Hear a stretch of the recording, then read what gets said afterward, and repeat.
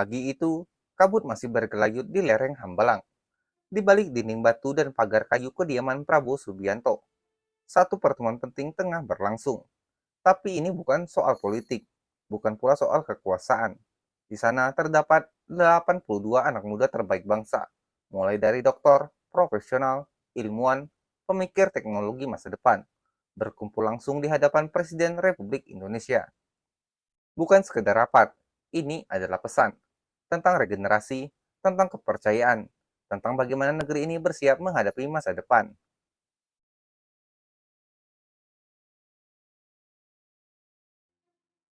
Pertemuan ini bukan acara biasa, digelar secara tertutup di Padepokan Garuda Yaksa, kediaman pribadi Prabowo Subianto di Hambalang. Pertemuan itu mempertemukan Presiden dengan 82 profesional muda yang dipilih secara ketat oleh Kementerian Pendidikan Tinggi, Sains, dan Teknologi. Mereka adalah lulusan dari kampus-kampus terbaik dunia, Harvard, Oxford, MIT, Tokyo Institute of Technology, hingga ITB dan UI. Mereka membawa latar belakang ilmu yang beragam, dari bioteknologi, pertahanan, teknologi pangan, hingga kebijakan publik dan bisnis energi. Prabowo tidak hanya menjadi pendengar, ia mencatat, menanggapi, mengajukan pertanyaan tajam. Beberapa peserta bahkan mengaku terkejut karena Presiden memahami secara rinci bidang-bidang teknis yang mereka bahas.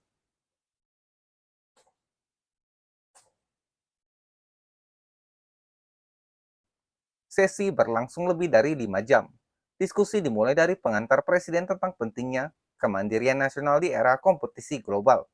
Lalu dilanjutkan presentasi para profesional muda. Tema-tema besar yang dibahas antara lain kedaulatan energi dan transisi menuju energi hijau, kemandirian farmasi dan teknologi kesehatan, penguasaan teknologi material dan semikonduktor, pendidikan berkualitas tinggi yang bisa diakses rakyat kecil. Ada pula pembahasan soal ekonomi berbasis pengetahuan, serta perlunya sistem kepemimpinan nasional yang memahami sains dan teknologi, bukan hanya politik dan diplomasi. Prabowo menyatakan bangsa ini tidak bisa selamanya bergantung pada negara lain, bahkan untuk hal penting paling mendasar seperti obat-obatan, vaksin, hingga chip komputer.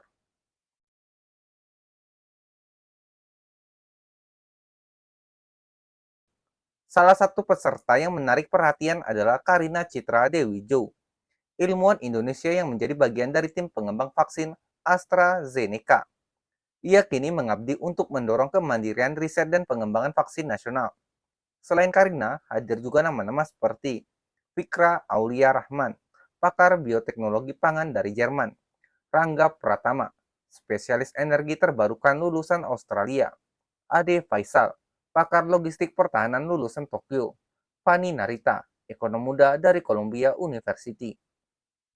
Mereka adalah wajah masa depan Indonesia, dan kini suara mereka tidak lagi diabaikan. Mereka diajak duduk bersama kepala negara, mendiskusikan arah bangsa.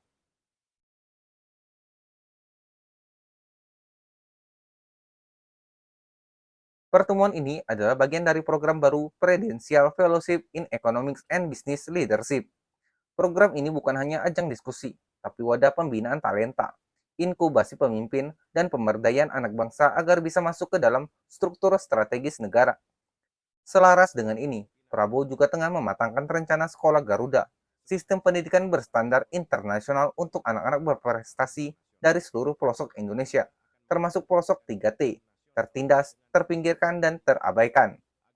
Di akhir pertemuan Prabowo menyampaikan, saya percaya pada anak-anak muda, kalianlah yang akan melanjutkan perjuangan.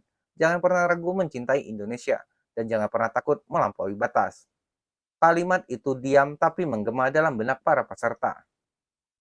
Kita sedang menyaksikan awal dari babak baru, bukan soal politik praktis, tapi masa depan peradaban. Kalau kamu percaya bahwa perubahan tidak datang dari atas ke bawah, melainkan dari mereka yang bersedia bekerja dalam senyap, maka sebarkan cerita ini. Klik like, share, dan jangan lupa klik subscribe agar kamu selalu terhubung dengan narasi besar tentang Indonesia yang sedang bangkit, bukan hanya dari istana, tapi dari pikiran dan kerja keras anak-anak mudanya.